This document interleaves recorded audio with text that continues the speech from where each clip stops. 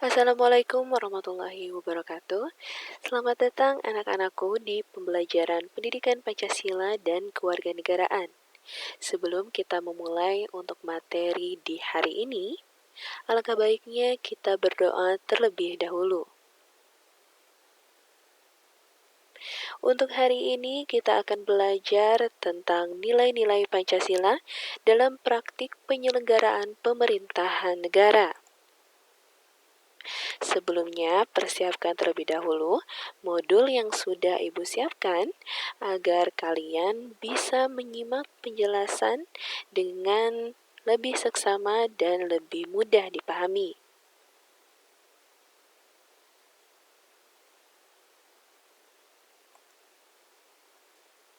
Untuk pertemuan pertama ini, kita akan membahas materi tentang Sistem Pembagian Kekuasaan Negara Republik Indonesia.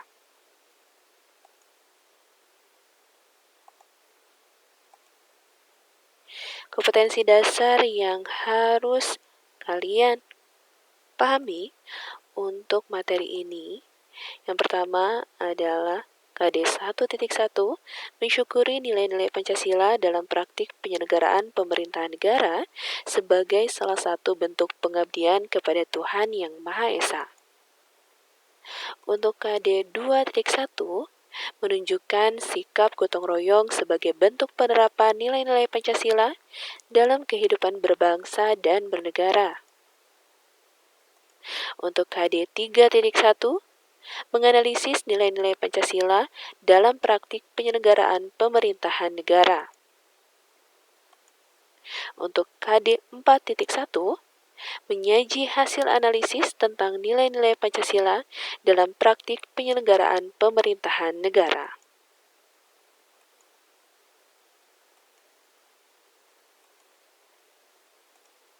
Diharapkan di pembelajaran kali ini, kalian bisa mencapai tujuan pembelajaran, yaitu kalian mampu menganalisis macam-macam kekuasaan negara dan konsep pembagian kekuasaan di Indonesia, dan juga kalian mampu menyaji hasil analisis macam-macam kekuasaan negara dan konsep pembagian kekuasaan di Indonesia.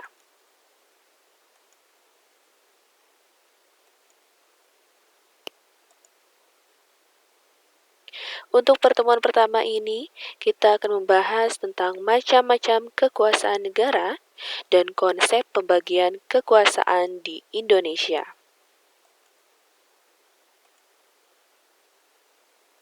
Berbicara tentang macam-macam kekuasaan negara, ada dua tokoh yang menjelaskan tentang macam-macam kekuasaan negara. Yang pertama ada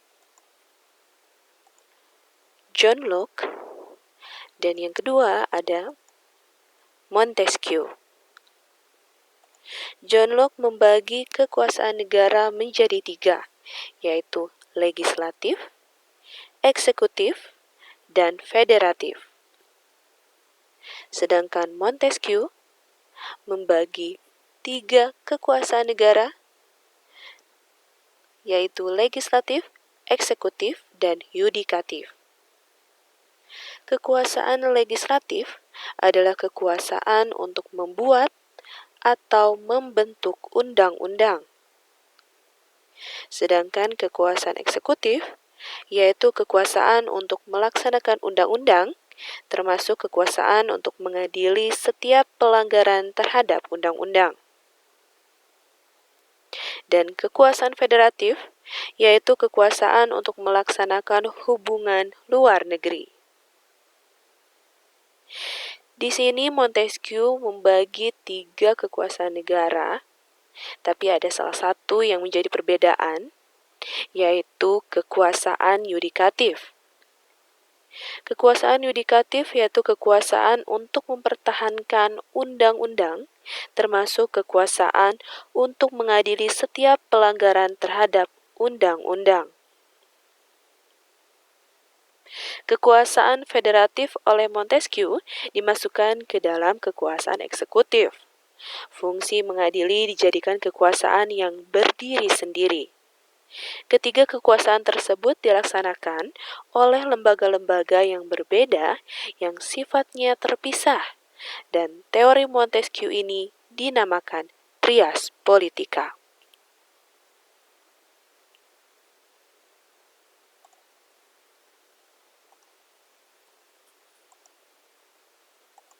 Lalu selanjutnya kita akan memasuki materi, yaitu tentang konsep pembagian kekuasaan di Indonesia. Di sini kita akan mempelajari bagaimana perbedaan antara pembagian kekuasaan dengan pemisahan kekuasaan. Dua hal tersebut adalah dua hal yang sangat berbeda.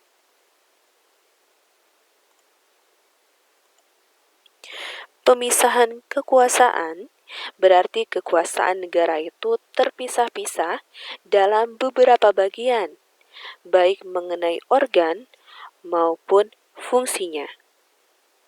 Dengan kata lain, lembaga pemegang kekuasaan negara yang meliputi lembaga legislatif, eksekutif, dan yudikatif merupakan lembaga yang terpisah satu sama lainnya, berdiri sendiri tanpa memerlukan koordinasi dan kerjasama, dan setiap lembaga menjalankan fungsinya masing-masing.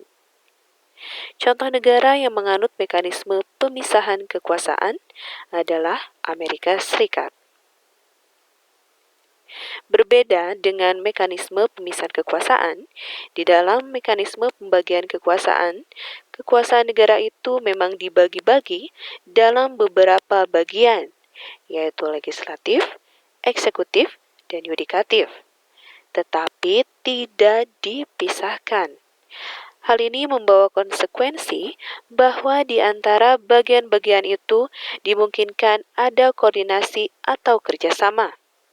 Mekanisme pembagian ini banyak sekali dilakukan oleh negara di dunia, termasuk Indonesia.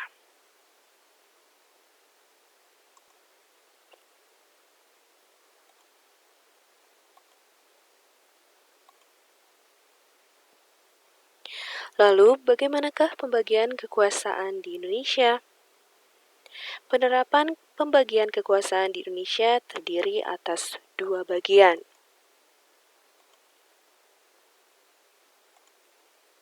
yaitu pembagian kekuasaan secara horizontal dan pembagian kekuasaan secara vertikal.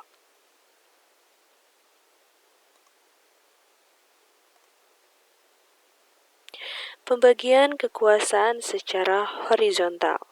Seperti diketahui bahwa garis horizontal mengarah lurus dari kanan ke kiri, sejajar, dan itu berarti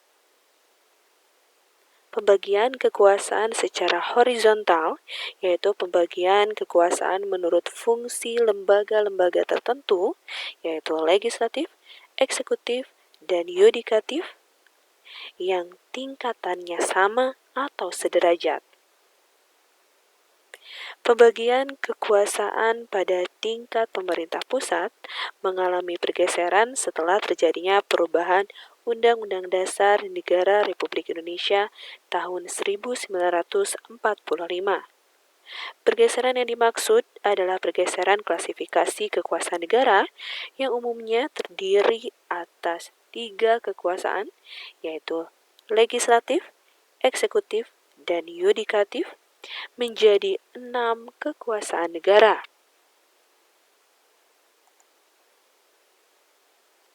Yang pertama yaitu kekuasaan konstitutif. Kekuasaan konstitutif adalah kekuasaan untuk mengubah dan menetapkan undang-undang dasar. Kekuasaan ini dijalankan oleh MPR sebagaimana ditegaskan dalam pasal 3 ayat 1 Undang-Undang Dasar Negara Republik Indonesia tahun 1945 yang menyatakan bahwa Majelis Permusyawaratan Rakyat berwenang mengubah dan menetapkan Undang-Undang Dasar. Lalu yang kedua adalah kekuasaan eksekutif. Kekuasaan eksekutif adalah kekuasaan untuk menjalankan undang-undang dan penyelenggaraan pemerintahan negara. Lalu, yang ketiga yaitu kekuasaan legislatif, yaitu kekuasaan untuk membentuk undang-undang. Tugas ini diberikan kepada Dewan Perwakilan Rakyat atau DPR sesuai dengan pasal 20 ayat 1 Undang-Undang Dasar Negara Republik Indonesia tahun 1945. Yang keempat yaitu kekuasaan yudikatif, yaitu kekuasaan untuk menyelenggarakan peradilan guna menegakkan hukum dan keadilan. Kekuasaan kehakiman ini dilakukan oleh sebuah Mahkamah Agung dan badan peradilan yang berada di bawahnya, seperti lingkungan peradilan umum, lingkungan peradilan agama, lingkungan peradilan militer, lingkungan peradilan tata usaha negara, dan oleh sebuah Mahkamah Konstitusi. Yang kelima yaitu kekuasaan eksaminatif atau inspektif. Kekuasaan ini adalah kekuasaan yang berhubungan dengan penyelenggaraan pemeriksaan atas pengelolaan dan tanggung jawab tentang keuangan negara. Lalu selanjutnya yang terakhir adalah kekuasaan moneter. Kekuasaan ini adalah kekuasaan untuk menetapkan dan melaksanakan kebijakan moneter, mengatur dan menjaga kelancaran sistem pembayaran, serta memelihara kestabilan nilai rupiah. Kekuasaan ini dijalankan oleh Bank Indonesia selaku bank sentral di Indonesia sebagaimana ditegaskan pada pasal 23D Undang-Undang Dasar Negara Republik Indonesia tahun 1945.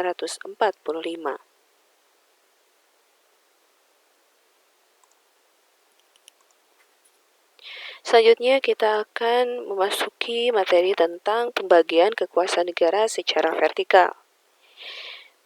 Bisa diketahui dari kata-kata vertikal, vertikal itu berarti garis lurus dari atas ke bawah yang membuat sebuah hierarki dan beberapa tingkatan. Dan pengertiannya yaitu pembagian kekuasaan berdasarkan tingkatannya, yaitu pembagian kekuasaan antara beberapa tingkatan pemerintahan. Dasar hukum dari pembagian kekuasaan secara vertikal ini yaitu terdapat dalam pasal 18 ayat 1 Undang-Undang Dasar Negara Republik Indonesia tahun 1945 yang menyatakan bahwa negara Republik Indonesia dibagi atas daerah-daerah provinsi dan daerah provinsi itu dibagi atas kabupaten dan kota yang tiap-tiap provinsi, kabupaten, dan kota itu mempunyai pemerintahan daerah yang diatur dengan undang-undang. Hal tersebut akhirnya memunculkan yang namanya asas desentralisasi, di mana pemerintah pusat menyerahkan wewenang pemerintahan kepada pemerintah daerah otonom seperti provinsi, kabupaten, kota untuk mengurus dan mengatur sendiri urusan pemerintah di daerahnya, kecuali urusan pemerintahan yang menjadi kewenangan pemerintah pusat, yaitu kewenangan yang berkaitan dengan politik luar negeri, pertahanan, keamanan, justisi, agama, moneter, dan juga fiskal. Sedangkan hal-hal yang diatur oleh pemerintah daerah ini seperti permasalahan tentang koordinasi, pembinaan, dan pengawasan yang tentunya tetap dilakukan oleh pemerintah pusat dalam bidang administrasi dan kewilayahan.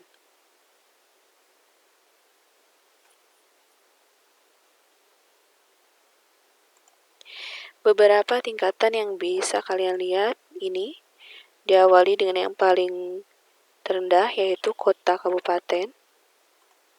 Selanjutnya provinsi. Lalu tentunya ini pusat yaitu NKRI ya, Negara Kesatuan Republik Indonesia yang tentunya semuanya berlandaskan pada Pancasila.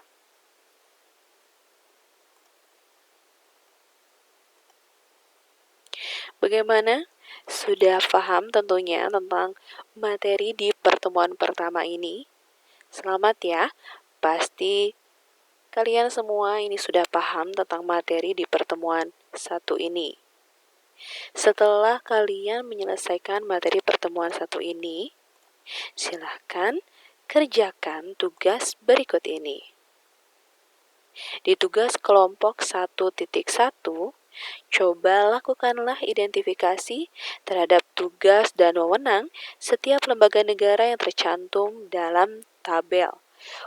Untuk melakukan kegiatan ini, kalian bisa membaca Undang-Undang Dasar Negara Republik Indonesia tahun 1945 dan peraturan-peraturan perundang-undangan yang relevan, dan tulislah hasil identifikasi kalian pada tabel di samping ini.